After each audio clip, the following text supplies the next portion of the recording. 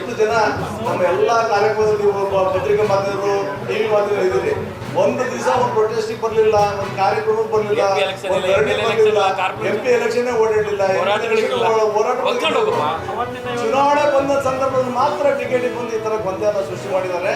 ಇದನ್ನ ಮುಸಲ್ಮಾನರನ್ನ ನಮ್ಮ ಪಕ್ಷಕ್ಕೆ ಎತ್ಕಟ್ಟಕ್ಕೆ ಪ್ರಯತ್ನ ಮಾಡಿದ್ದಾರೆ. ನಾನು ಮುಸಲ್ಮಾನ್ ಬಾಂಧವರಲ್ಲಿ ಇಡೀ ಜಿಲ್ಲೆಯಲ್ಲಿ ನಾನು ವಿನಂತಿಯನ್ನು ಮಾಡ್ತಿದ್ದೀನಿ. ಜಿಲ್ಲಾ ಕಾಂಗ್ರೆಸ್ ವತಿಯಿಂದ ನಾವು ಯಾವುದೇ ಕಾರಣಕ್ಕೂ ಮುಸಲ್ಮಾನರು ವಿರುದ್ಧವಾಗಿಲ್ಲ.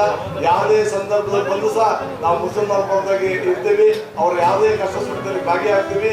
ಯಾರು ಸಹ ಇವತ್ತು ಅಪಪ್ರಚಾರ ಮಾಡ್ತಾರಲ್ಲ, ಆ ಅಪಪ್ರಚಾರಕ್ಕೆ ಕಿವಿ ಕೊಡಬಾರ್ದು.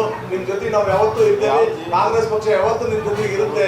ಸರ್ವ ಧರ್ಮಗಳ ಒಂದು ಪಕ್ಷ ಕಾಂಗ್ರೆಸ್ ಪಕ್ಷ ನಿಮ್ ಜೊತೆಗೆ ಇರುತ್ತೆ ಅನ್ನೋ ಮಾತನ್ನ ನಾನು ಮತ್ತೊಮ್ಮೆ ನಾವು ಧ್ವನಿಯಾಗಿ ನಿಲ್ಬೇಕಾಗಿದೆ. ಇದನ್ನು ದೇಶದ ತಾಯಂದ್ರು ಮಾಡಬೇಕು. ಇದು ಕಿತ್ತೂರು ಚೆನ್ನಮ್ಮನ ನಾಡು, ಇದು ಒಣಕೆ ಓಬವ್ವನ ನಾಡು, ಇದು ರಾಣಿ ಅಬ್ಬಕ್ಕನ ನಾಡು, ಇದು ಬೆಳವಡಿ ಮಲ್ಲಮ್ಮನ ನಾಡು. ಈ ನಾಡಲ್ಲಿ ಮಹಿಳೆಯರು ಸೋಲುವಂತ ಪ್ರಶ್ನೆ ಇಲ್ಲ. ಕಾಂಗ್ರೆಸ್ ಅನ್ನು ಸೋಲಿಸುವಂತ ಶಕ್ತಿ ಈ ರಾಜ್ಯದ ಮಹಿಳೆಯರಿಗಿದೆ. ಇದನ್ನು ಹೇಳಕ್ಕೆ ನಾವು ಬಂದಿದ್ದೀವಿ. ಅದಕ್ಕಾಗಿ ನಾನು ಮತ್ತೊಂದು ಸಾರಿ ನಿಮಗೆ ವಿನಂತಿ ಮಾಡ್ತೀನಿ, ಮಹಿಳಾ ಹೋರಾಟದಲ್ಲಿ ನಾವೆಲ್ಲರೂ ಕೂಡ ಮುಂದಿನ ದಿನಗಳಲ್ಲಿ ಭಾಗಿಯಾಗೋಣ.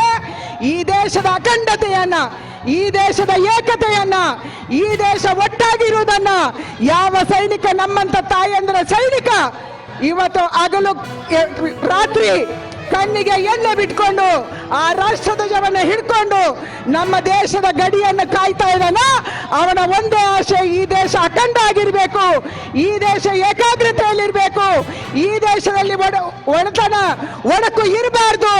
ಅದಕ್ಕಾಗಿ ನಾನು ಪ್ರಾಣ ತ್ಯಾಗಕ್ಕೂ ಮಾಡಕ್ಕೂ ಸಿದ್ಧ ಅನ್ನೋದನ್ನ ಆ ಸೈನಿಕ ಆ ಗಡಿಯಲ್ಲಿ ನಿಂತು -°C ಅಲ್ಲಿ ನಮ್ಮ ದೇಶದ ಸಲುವಾಗಿ ನಮ್ಮ ಮಗ ಕಾಯ್ತಾ ಇದ್ದಾನೆ. ಅವನಿಗೆ ಗೌರವ ಕೊಡುವುದಕ್ಕಾಗಿ ಈ ದೇಶದ ಅಖಂಡತೆಯನ್ನು ಕಾಪಾಡುವಂತ ಕೆಲಸವನ್ನ ನಾವೆಲ್ಲರೂ ಕೂಡ ಒಟ್ಟಾಗಿ ಮಾಡೋಣ. ತಾಯಂದ್ರು ಇಂಥ ಯಾವುದೇ ಕೆಲಸದಲ್ಲಿ ಯಾವತ್ತೂ ಹಿಂದೆ ಬುದ್ಧಿ ಇಲ್ಲ.